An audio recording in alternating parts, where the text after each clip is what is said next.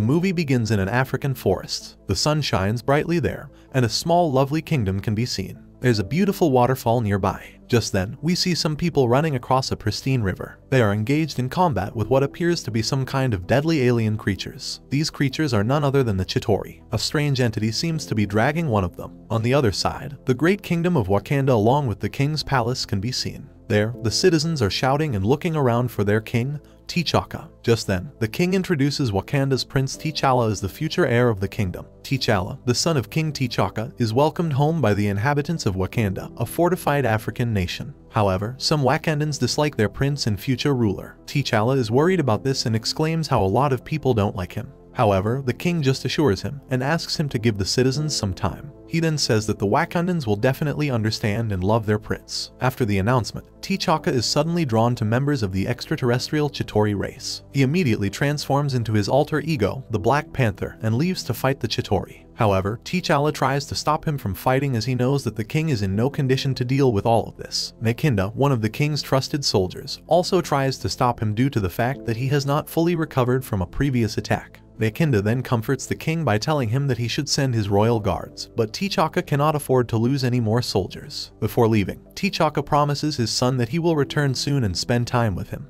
T'Challa agrees and lets his father leave. Sometime later, T'Chaka transforms into the Black Panther and runs toward the fight. At the battle site, Herr Kleiser, an alien shapeshifter who battled Captain America during World War II, can be seen. He's back and seeks Wakanda's store of vibranium, which is also used by the Chitauri to manufacture their ships and weapons. T'Chaka goes to fight the Chitauri. Unfortunately, he is attacked by Kleiser from behind and passes away on the spot. T'Challa watches all this and quickly learns that the Black Panther has died. Herr Kleiser, the Chitauri's commander, continues to take on the appearance of a Nazi commandant and brutally murders T'Chaka. Because of this, T'Challa takes the throne and the Black Panther technology while vowing vengeance on Kleiser. When T'Challa walks into the Black Panther's room, he notices a lot of news on their table. That's when his gaze is drawn to Captain America's picture in the new book. The scene finally shifts to the famous Captain America, who has now become reckless in his missions in the United States. This is the result of his traumatic 70-year deep freeze. On one such mission, the captain tries to rescue some kidnapped people. He is successful in doing so but sadly gets injured during the fight.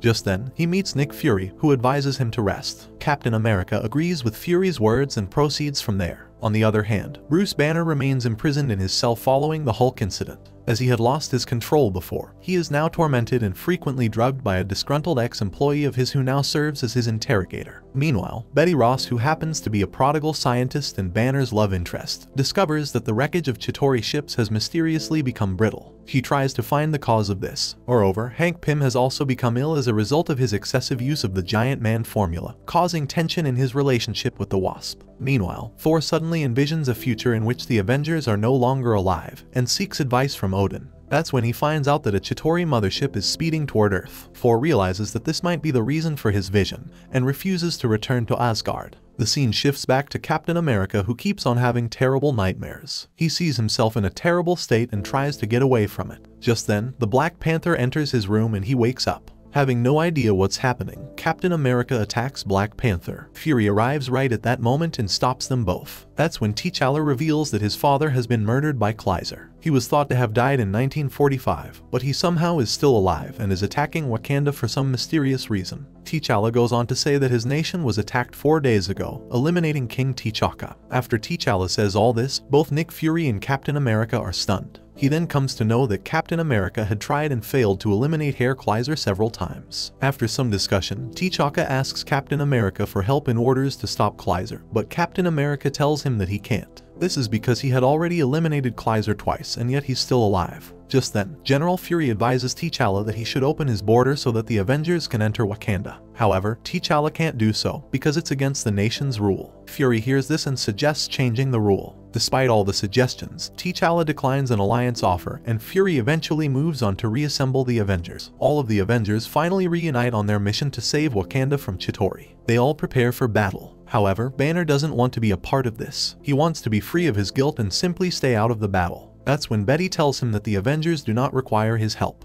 They had already assumed that Bruce wouldn't be able to control his power. Because of this, they don't want Banner to turn into the Hulk. After some time, General Fury informs the rest of the Avengers about Herr Kleiser. He happens to be the commander of Nazi Germany's covert Totenkopf division. However, now he has also turned into a Chitauri shapeshifter. On May 2, 1945, his nuclear warhead was sabotaged above the North Atlantic, supposedly eliminating him. But now, Avengers learn that Kleiser has survived. They also find out about T'Chaka's assassination. According to General Fury, Wakanda is a small territory that no one knows about. This is because it is an isolated nation that no one can even find. Satellite surveillance is also prohibited there. Any undercover operations that had taken place in the past miserably failed. In short, they don't want anyone in the county. Any sort of outsiders are permitted. Despite this, Captain America wants to go there by himself to find out more about Kleiser's plan. However, Fury denies this request and orders all the Avengers to enter because Kleiser is extremely dangerous and will eliminate everyone. After some contemplation, Fury decides to send them all on Black Widow's orders. The Avengers eventually break into Wakanda illegally. Meanwhile, the Black Panther recalls his nation's elderly, complaining to T'Chaka about his decision to send T'Challa outside to study. They do not want him to study in some foreign school, but King T'Chaka is adamant about his decision. He wants to send his son outside for a better future in Wakanda. T'Chaka wanted the Wakandans to understand how to change with time, and this is why he sent T'Challa to accomplish everything he could.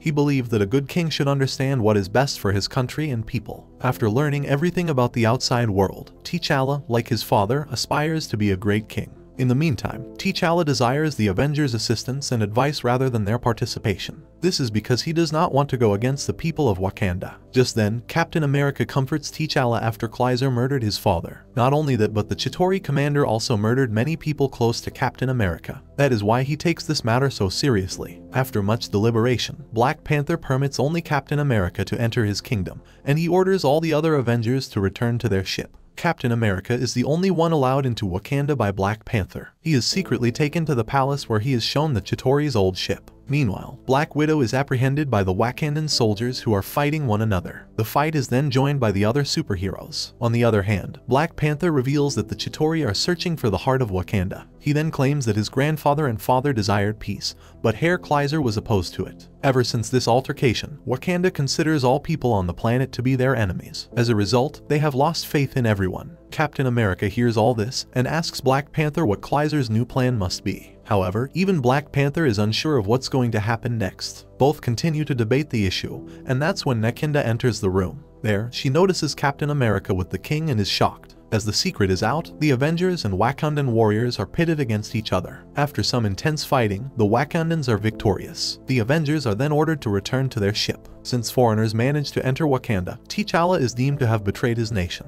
As a result, the elders are forced to relieve T'Challa from his royal authority. They themselves take on the mantle of leadership. T'Challa loses his kingdom as a result of allowing foreigners into the country. He goes into a fit of rage and walks outside the palace where he follows a Chitauri. Black Panther fights the Chitauri once again, but this time with the help of Captain America. The two somehow defeat the Chitauri and take it aboard the Avengers ship. That's when T'Challa decides to support Captain America. Things suddenly take a turn for the worse when Black Panther transforms into Herr Kleiser. Turns out that it was actually Kleiser in Black Panther's form. Soon, a fight breaks out and Captain America's shield is stolen. Their ship is also destroyed. Thor somehow manages to teleport the Avengers back to the Triskelion using Iron Man's battered suit as a force field. Wasp goes into a coma as a result of her injuries and is kept in the Triskelion. Meanwhile, a mothership floats above Wakanda, encasing the entire world in a sickly green bubble. All sorts of extraterrestrial invaders attack every major city on Earth and begin a genocide against humanity. In order to stop any more wreckage, Iron Man dons the War Machine armor and joins the Avengers. They all teleport to Wakanda to fight the invaders. It is finally revealed that the Chitauri are actually looking for a massive vibranium meteorite deep beneath Wakanda. On the other hand, Bruce Banner finally realizes that the gamma rays emitted by Hulk are what caused the vibranium in the Chitauri ships to become brittle. Because of this, he allows Betty to use a gamma generator to attack the aliens when in close range. While the others fight Kleiser and his men, some of the Chitauri aliens manage to find Bruce. Bruce cries and begs for the creatures to let him go. Despite his pleas, Banner gets attacked by lethal gas in his cell. Later, Betty finds Bruce in a pitiful condition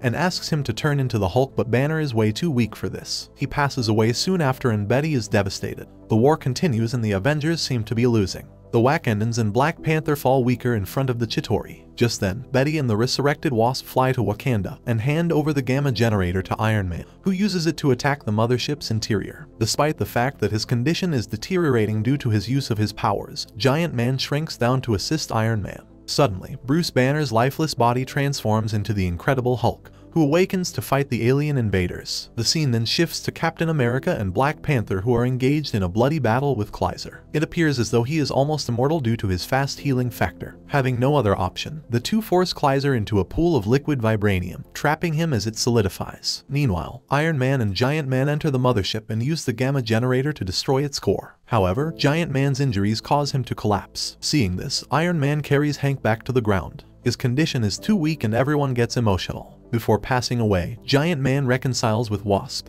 who is absolutely heartbroken. Even though the mothership is now destroyed, a huge chunk of it starts to fall down on Earth. This could be very fatal, so Iron Man travels alone to divert the mothership's crash away from the city. He even depletes his life support in the process. All of Wakanda's citizens cheer as the mothership is directed away. However, the chunk crashes on top of Iron Man, causing him to lose his life. Suddenly, Thor reappears and summons the power of lightning to restore Tony Stark's life, proving his claims to be the god of thunder to be true. With the Chitauri attack over, the Avengers mourn Giant Man's passing and restore T'Challa's kingship. Once everything goes back to normal, Hulk looks at Betty walking to a laboratory one last time before leaping away. Meanwhile, Captain America and Black Widow begin a romantic relationship. The world continues to rejoice over the Chitauri's defeat. Thor and Nick Fury also reconcile their differences and become friends. In the end, Wasp reminisces all her moments with Hank while Black Widow consoles her.